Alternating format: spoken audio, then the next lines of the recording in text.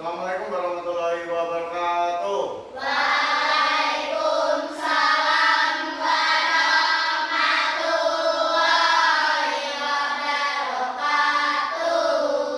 Oke, selamat siang.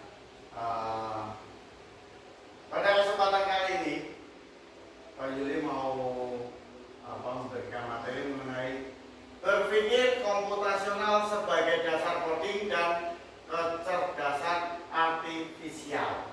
Ya. Oke, mungkin ada yang tahu arti dari komputasional. Ada yang tahu? Angkat tangan. Komputasional mendekati kata apa? Komputer. Ya, oke. Komputer. Jadi berpikir secara komputer, tertata rapi. Komputer kan proses, ya. Oke, sebagai dasar coding. Coding itu apa? Coding. Ya, pengkodean. Kemudian ada kecerdasan artifisial. Kecerdasan buatan. Ya, sekarang sedang trennya kecerdasan buatan AI.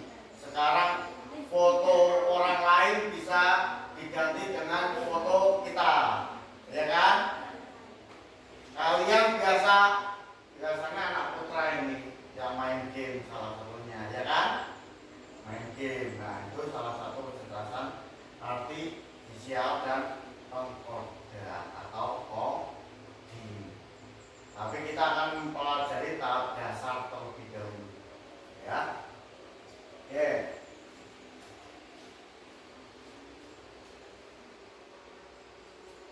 Pada pertemuan kali ini kita akan mempelajari pengertian dari berpikir komputasional, prinsip berpikir komputasional, dekomposisi, pengenalan pola, abstraksi, dan berpikir algoritmik.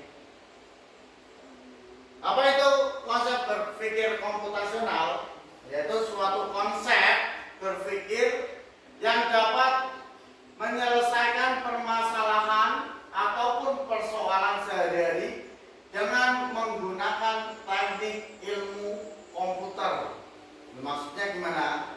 Jadi berpikir komputasional merupakan kemampuan menyusun solusi masalah secara logis dan sistematis, ya, sehingga dapat diproses oleh manusia maupun komputer. Contohnya, jadi kalian dalam keseharian pasti ada tahapan-tahapannya, dari bangun tidur, berangkat sekolah, terus main dengan teman, belajar malam, akhirnya nyampe istirahat lagi. Itu ada tahap-tahapannya. Ketika tahapan-tahapan tertentu itu dihilangkan, pasti ada sedikit gangguan.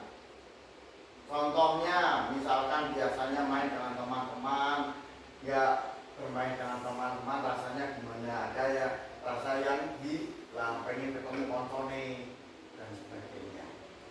Contoh misalkan, kalau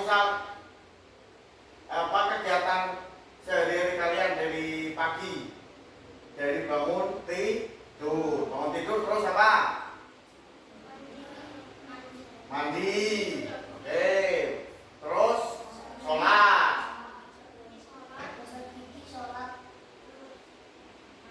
Makan.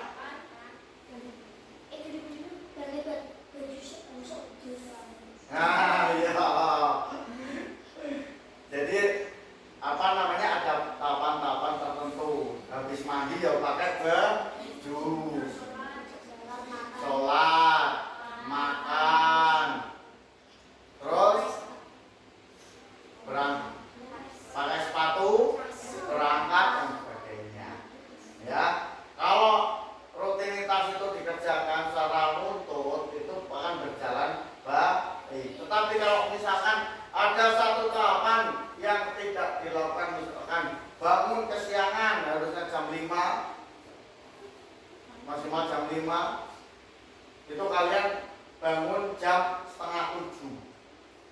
wes sholatnya ketika ngelan, mandinya waktunya juga habis, makan pasti nggak sempat, langsung ke sekolah. Kalau misalkan nggak makan ke sekolah perutnya sakit. Nah, gangguan itu kalau misalkan ada satu tahapan yang diingatkan, maka kita akan pelajari pola berpikir rincian tahapan-tahapan dari permasalahan yang kita temui. Gitu ya. Lanjut.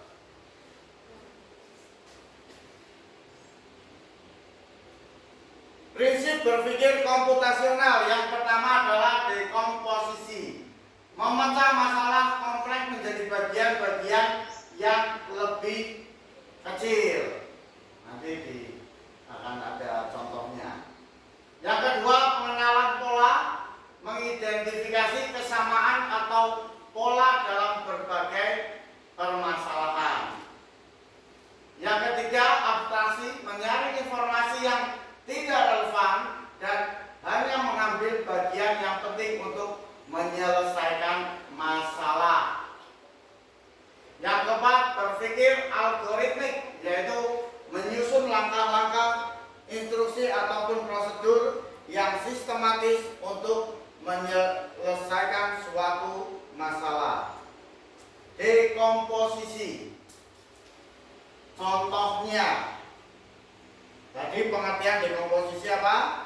Memecahkan masalah kompleks menjadi bagian-bagian yang lebih kecil. Contohnya, langkah-langkah membentuk struktur organisasi kelas di SD. Hal yang pertama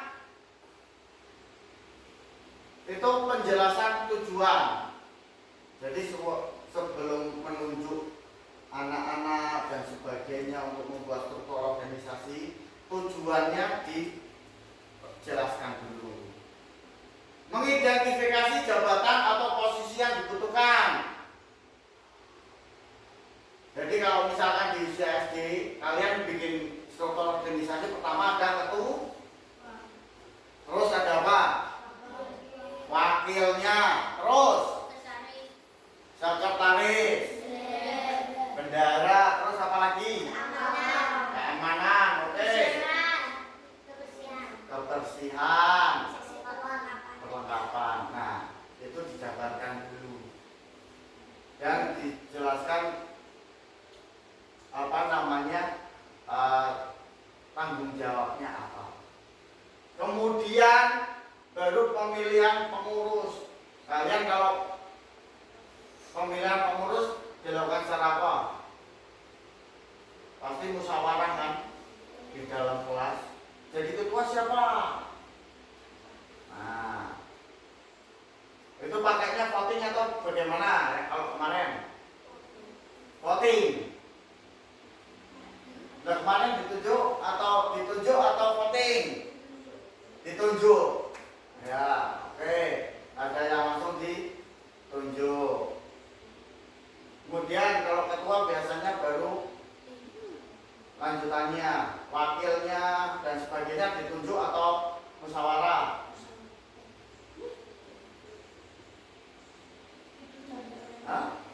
Ditunjuk semua, tapi ada persetujuan dari semua siswa kan? Ya harus ada musyawarah, nggak asal tunjuk, ya kan? Biar organisasi itu berjalan baik. Nah, setelah pemilihan baru pembagian tugas, jelaskan tadi. Misalkan ketua, tugasnya nanti harus seperti apa? Wakil, kebersihan harus bagaimana? Keamanan, ngurusin apa? Yang suka jalan-jalan ke kelas dan sebagainya gitu kan. Keluar kelas terus izinnya ke belakang, padahal malah ke kantin. Siapa itu? Ayo yang sukanya izin ke belakang malah ke kantin, ada enggak? Enggak ada ya. Enggak boleh. Lanjut. Baru membuat struktur organisasi secara visual. Setelah terbentuk baru dibikin di kertas folio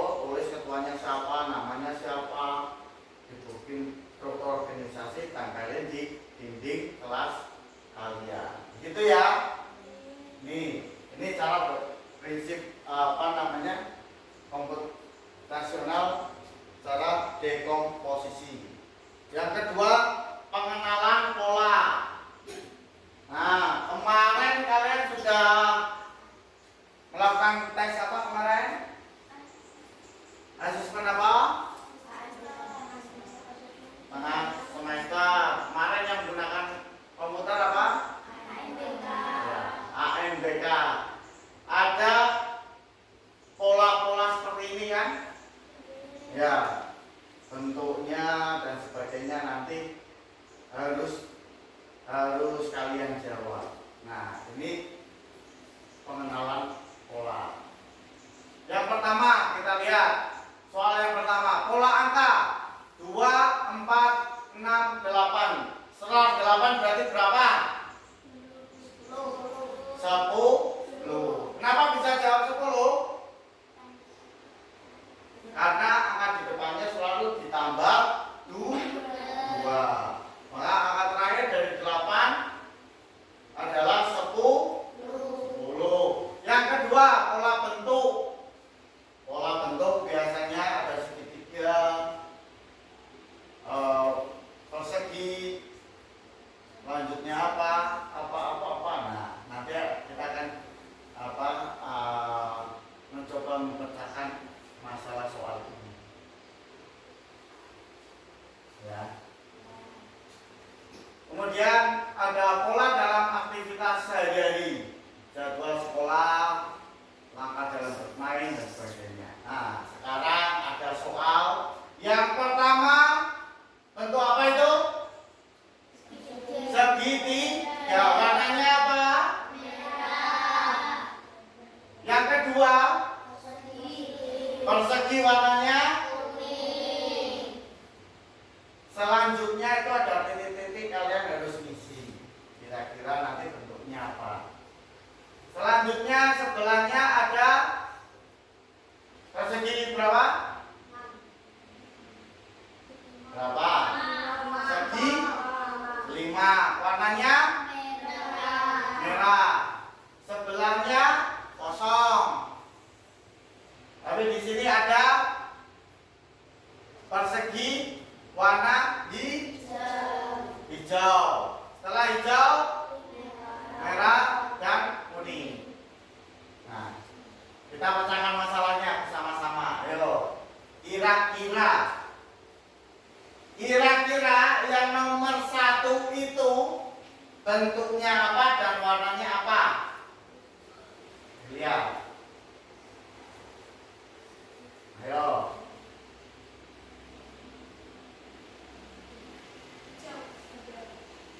Warna hijau. Oke, pintar. Sekarang bentuk bangunannya apa? Bangun ruangnya apa? Hah? Ada lingkaran, ada segitiga. Yang segitiga katakan. Segitiga. Yang lingkaran. Loh, kok cuma 1 tadi lingkaran udah berapa? Gak usah takut salah. Yang lingkaran siapa? Angkat tangan. 1, 2, 3, 4. Anak putri 5, 6, 7, 8. Yang segitiga tadi siapa? Angkat tangan. 1. Yang lain 2, 3. Oke. Yang nomor 1 itu betul lingkaran. Warnanya apa tadi? Hijau.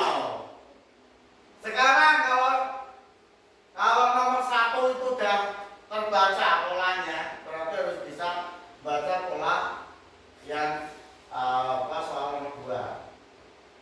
Titik nomor 2. Apa? Segitiga. Ya, pintar. Warnanya apa? Kuning. Warnanya Kuning. Oke, pintar, tepuk tangan buat kalian. Kalian sudah pintar. Jadi untuk warna polanya itu merah, kuning, hijau. Merah, kuning, hijau. Merah, kuning.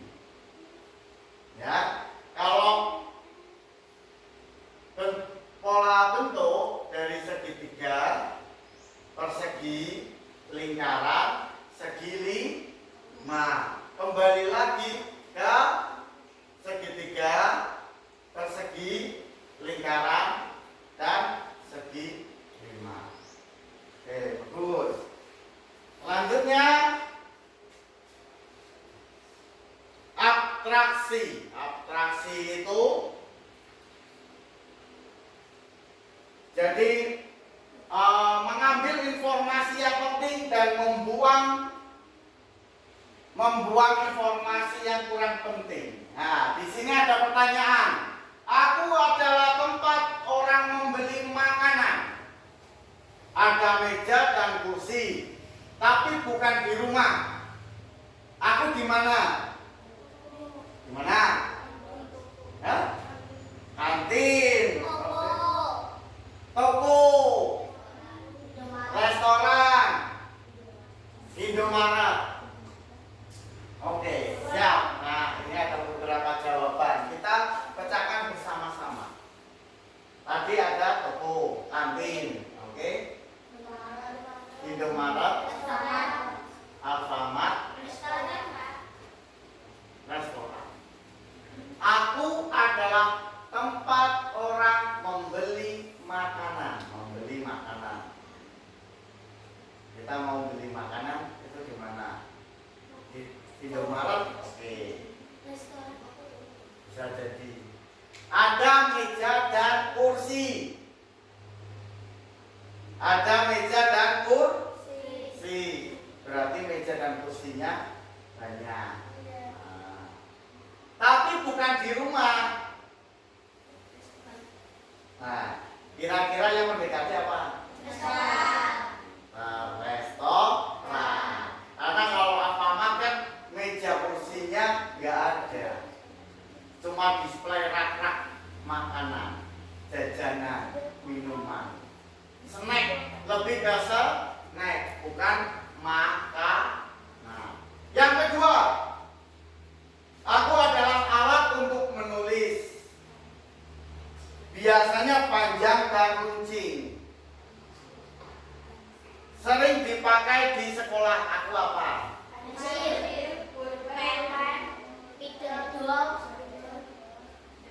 Ayo kira-kira yang tepat yang mana? Yang paling tepat yang mana? Tadi ada pensil, ada spidol, ada apa tadi? Pulpen. Ya, pulpen gitu ya. Kira-kira kalau melihat pertanyaan ini, informasi ini, kira-kira yang tepat yang mana? Pulpen. Pulpen, angkat tangan. 1, 2, 3, 4, 5, 6, 7, 8, 9. Pensil. 1, 2, 3, 4. Kita lihat informasi yang kita dapat. Aku adalah alat untuk menulis. Menulis berarti bisa spidol, bisa pulpen, bisa pensil. Biasanya panjang dan runcing. Biasanya panjang dan runcing. Sering dipakai di sekolah. Biasanya panjang, berarti ada yang pendek. Dan itu ada kata-kata runcing. Kalau pen kan nggak begitu runcing. Ya kan? Pensil itu bisa panjang, kalau dipakai terus, diseru terus jadinya pendek. Kalau pulpen panjangnya itu tepat. Nah, ini cara mengolah informasi. Detail baru bisa menyimpulkan kira-kira mana yang tepat. Berpikir algoritmik. Jadi ada pola, ada tahapan-tahapan tertentu yang harus diatur sesuai tahapannya. Nah, ini ada 1, bangun pagi. Yang kedua, tidur cepat. 3, berolahraga. 4, makan sehat dan bergizi. 5, beribadah. 6, gemar belajar. Yang ke-7, bermasyarakat. Kira-kira ini apa? 7, coba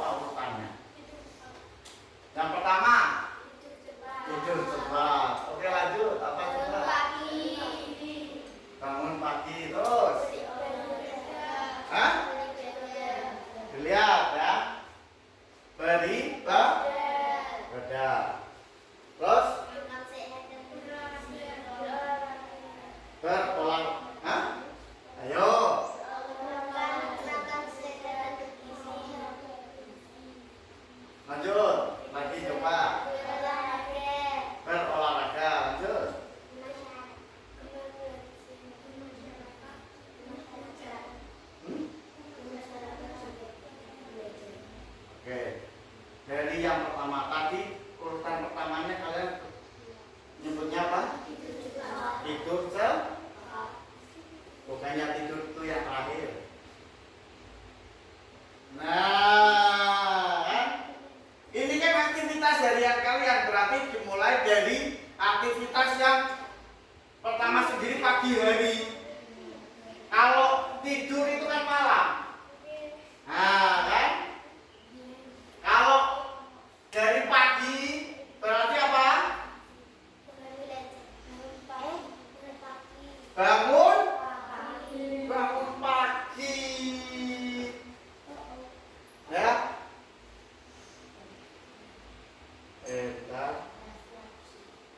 Bangun pagi. Nih.